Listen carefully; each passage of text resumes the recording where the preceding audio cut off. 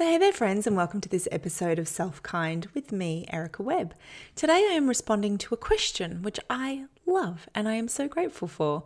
I am going to be sharing with you some things that you can do if you only have 15 minutes and you want to dedicate them to some kind of self-care activity. So 15 things that you can do for self-care in 15 minutes or less. Now, I came up with this list very quickly, so there are far more than 15 things that you can do in less than 15 minutes. But I thought that this could be a helpful list, and this is prompted by a question. So thank you very much to the person who responded to my little call out on Instagram for some questions and some inspiration for future episodes. I think this is a really good one because sometimes we feel like 15 minutes isn't long enough to do anything. And so we'll kind of just let that time get absorbed into something that doesn't seem to matter to us as much. Now, this isn't to say that every spare 15 minutes we have has to be crammed full of self-care, but if you're looking to kind of engage in something self-caring and you're like, oh, but I don't have very long, this list might prove to be useful. So before we get into the actual list, what I want to start with is that even if you've only got a short amount of time, I think it's always very valuable to do what I call like a little SOMA check-in first, or a little SOMA scan first, to check in and notice, well, what would actually feel supportive to me right now based on how I feel? Because there are going to be times where something somewhat more energetic is going to feel like it's the supportive choice, and other times where just like lying on the floor is going to feel like the most supportive thing. Likewise, calling a friend might feel like the most supportive thing, or it might feel like it's not going to hit the mark. And so checking in with yourself first and noticing and kind of asking that question of like, what would feel supportive here? And then choosing based on that. So the first one, mindful movement. You knew it was going to be first. Mindful movement really is just mindfully moving the body. Now you could do this guided, right? You could pull a video off YouTube. If you're a member of my SelfKind hub, you could go into the, movement snack section where there's lots of videos that are, 15 minutes or less. But it's an opportunity to connect with your body and to nurture and nourish it through mindful movement. So that's number one.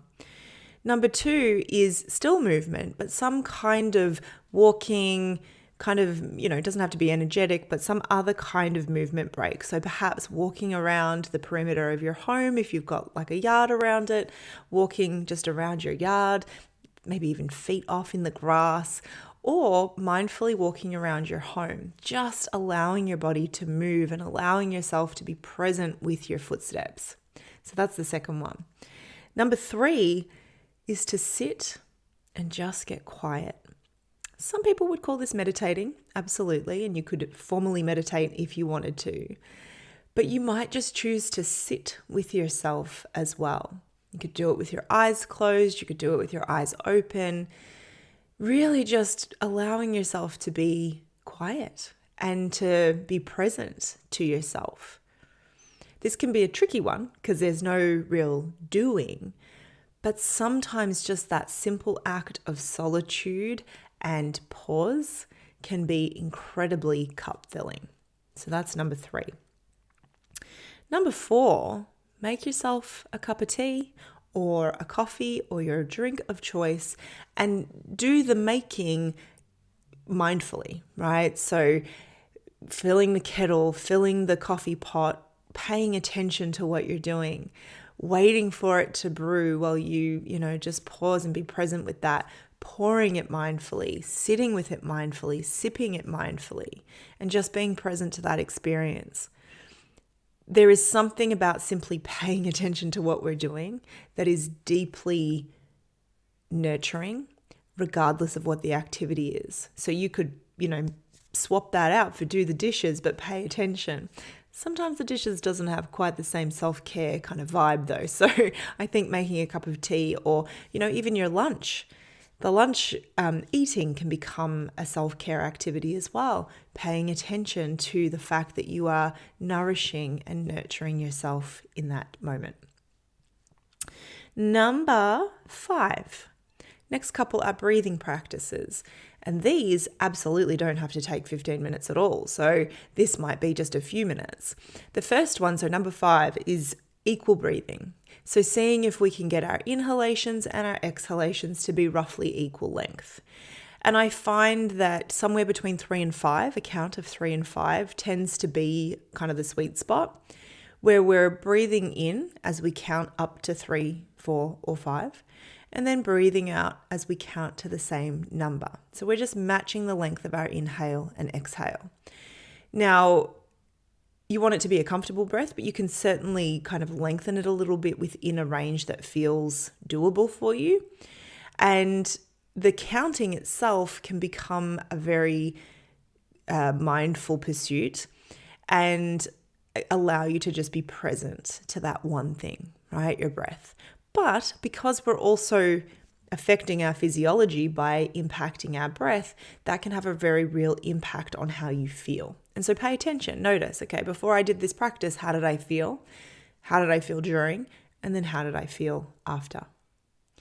Number 6 is another breathing practice, but this time focusing on lengthening the exhalation. So where before we were, say, doing 5 in, 5 out, now we'd be doing 4 counts in and maybe like 6 or 8 counts out, depending on what is available to you. So the general consensus is that for an extended exhalation breath, you would be doing sort of twice as long exhalation as you would be inhalation. Sometimes though, if this is, if you're just sort of getting started with that can feel like too much, right? It's just too hard. And so, extending it just by a little bit can be a really great place to begin. And so you might sit there for, maybe you set your timer for 3 or 4 or 5 minutes and you count as you breathe into 4 and out to 6 or 8. And again, notice how you feel before, notice how you feel during, and notice how you feel after. That extended exhalation helps to kind of impact the nervous system and kind of take us into more of a parasympathetic state where we might feel more calm and a little bit less kind of fight and flighty. So that is number 6. Number 7. Put on a song and dance. It's probably not going to take 15 minutes, but you could do 3 songs. That might get you closer, or 5 songs, depending on the length of the tune. But putting on a song and dancing, you are getting all the goodness from that. Joy, right? This one has got a lot to do with joy, but you also get the movement. You also get the kind of input into your system of the music and the pleasure of that. And so, it might seem like an odd idea to think that just putting on a song and dancing is self-care, but it 100% is. And again, notice how you feel before, notice how you feel during, and notice how you feel after. You do not have to dance well. You do not have to dance with anything that anyone would recognize as dance moves.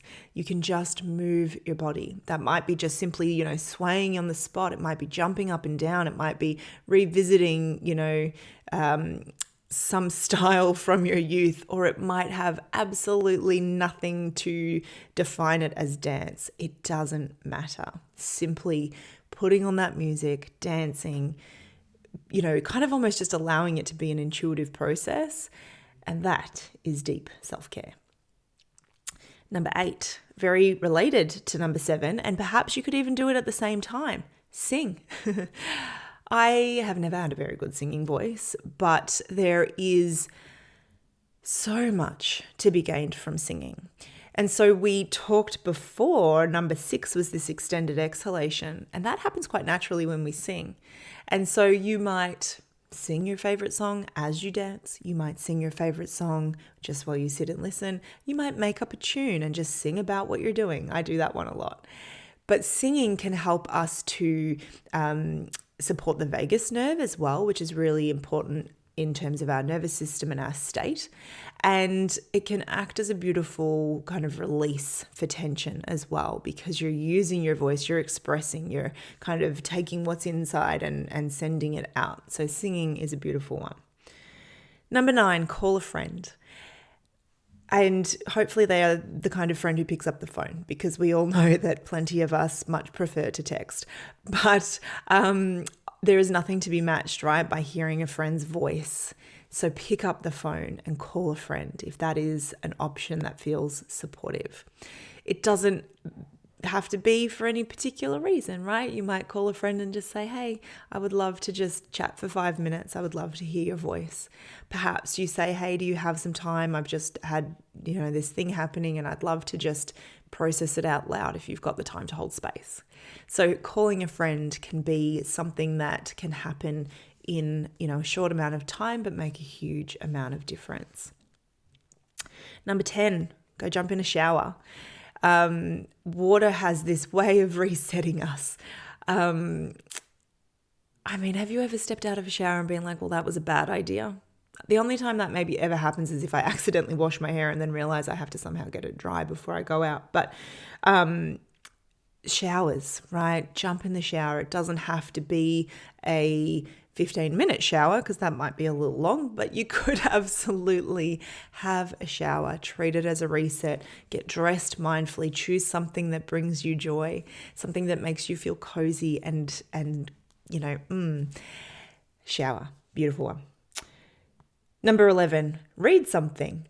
I love reading. I absolutely love reading. And sometimes we might think that we have to read a certain amount for it to be worth it or for it to count. Like we have to somehow get through a whole chapter or we have to get through a number of chapters or a number of pages. I'm reading a book at the moment where the chapters are just so long. And it's not my preference. I like short chapters so that I can kind of get that feeling of like, okay, well, once I get to here, then I can put my bookmark in and, move on to something else. But with these long chapters, I'm kind of looking for a little break so that I know that I can finish in a reasonable amount of time.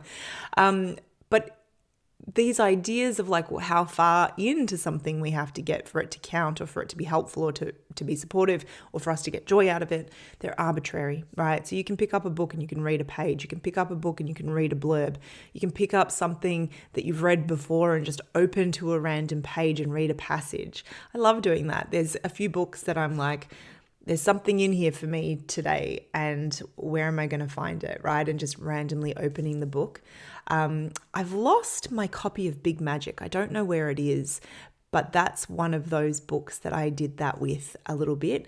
There's a few, actually, all of the books that are coming to mind that I did have done that with before are somehow missing from my bookshelf. So if you're listening to this and you have my copy, let me know. Number 12, listen to nature outside, right? Like go and sit on your porch, go and sit on your deck, go and sit by the window and just listen to what you can hear.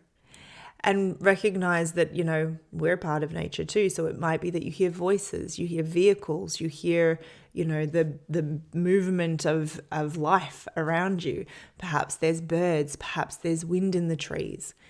I love this practice because it encourages us to listen without necessarily needing to interpret or make stories or do anything with the listening, but to just be like, there you go. This is what I can hear.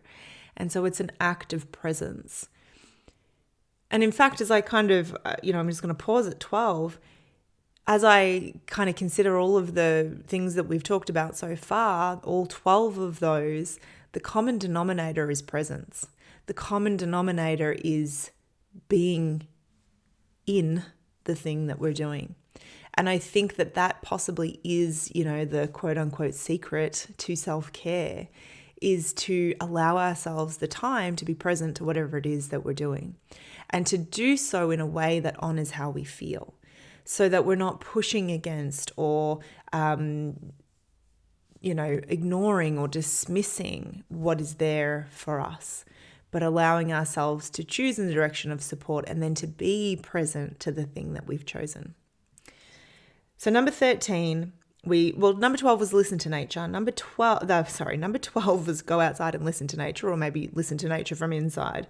13 is to go outside and look. Right? So to go outside and look for some of those like small things that are actually the big things. Where are the insects? Where are the beautiful flowers? Where are the colors in the leaves on the trees that are this beautiful combination of green and yellow and something else? Where's the texture on the bark? Where's the individual blades of grass?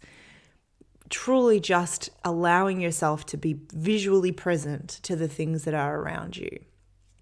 And again, noticing that perhaps you can be present to the joy that some of those things bring, that you can be present just to the noticing of those things, and maybe even present to judgments that pop up. I know if I went into my backyard right now, I'd also have the thoughts of like, oh, I should probably get rid of the cobwebs around the windows and pick up the dog droppings in the backyard. And that's fine. Like, we might have those thoughts as well, but to just notice that we can be present to what we can see and not get carried off with the judgments or get carried off with the shoulds, but just to be like, that's interesting. There's some things to do out here, but right now I'm being present to what I can see. So using our senses. Number 14, a little bit of self-massage. So, it might be putting your hands to your face, kind of massaging your own shoulders and arms, massaging your own legs. There doesn't necessarily have to be a whole lot of technique to that, although there are certainly places where you can learn that. Again, if you're a member of the SelfKind Hub, there's a video in there that my friend Larry Curran, who is a massage therapist, did for us around self-massage. So you could, dip into that. But again, it doesn't have to be super complex. You could just do that in a really simple way of noticing like, okay, how can I use my own hands here to create this sense of support and touch and inviting that tension to melt a little and to soften. And then number 15, water your houseplants. Or do something in that vein. So if you're watching on YouTube, you'll see that behind me I've got a bunch of plants, and I'm trying to create a little bit of an inside jungle in my house, and it's kind of going to plan. We've got a lot of plants, but it's also some work, right? Like they require some work. But as I was thinking about this list, I thought, the reason that the plants are in the house is because they bring me a whole lot of joy. They make me smile, and I really love them. And there's definitely a part of me that is also like, but they require some effort, they require some work. It's another thing for me to have to do to make sure that there's no bugs on them and that they have water and that they're getting the sunlight that they need.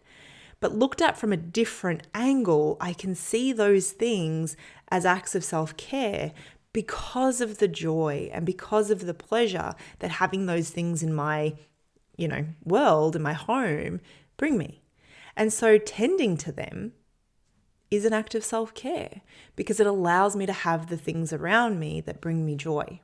And so again, another mindful activity to walk around and water those plants. Or perhaps for you, it's going out into the garden and lovingly weeding the garden, or dusting something, or putting things away that make you feel more comfortable in your space. I thought about number 15 for a while because there's a part of me that doesn't want to reframe like house chores as self-care, but I also think that there's no denying that sometimes they are, but we have to be skilled and curious about differentiating. When am I falling into a belief system that kind of says in order to be worthy or earn my self-care or earn my rest, everything around me has to be spotless, versus tending to this actually feels like nurture because I'm creating an environment that allows me to feel joy and peace and comfort and home. And so there is a line there that we want to be curious about, like everything, right? It's the same with movement. It's the same with exercise. It's the same with so many things.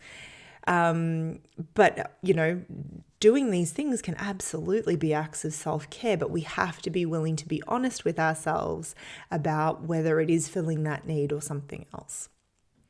So that's the list of 15. I hope that in that list there was something that you're like, oh, I haven't tried that before, or oh, I forgot about that. I'm going to give that a go. Some of them you could do for 15 minutes. Some of them will literally take you 1/15 of that amount of time. And that's hopefully the takeaway with this episode, is that 15 minutes is enough time to do something to tend to yourself and to tend to your needs. I've talked before about this notion of like being self-caring rather than just doing self-care. And I think having this list and going through this list really speaks to that, because if we are being self-caring, then we're asking that question, well, what is it that I need? What would be supportive? And taking opportunities to do that for ourselves or to seek that out when they are available to us. And that doesn't require hours and hours of our time set aside, every day in order to tend to our needs. It happens in the small moments. It happens in the 15-minute blocks. It happens in the 15-second check-ins that we do to be like, how actually am I? So let me know, which one of those 15 are you going to give, which one are you going to give some airtime? Which one are you going to try? And what would you add? I went through that list real fast when I was writing it down, and I think I probably could have done another 15 really easily. What would you add? What are your favorite things that you can do in 15 minutes? I'd love to hear from you. Next week, I'm going to be answering another question, which I'm stoked about. And then the week after, we have a guest episode coming up. And I'm really looking forward to sharing that one with you. So until then, keep being kind to yourselves, and I'll talk to you soon.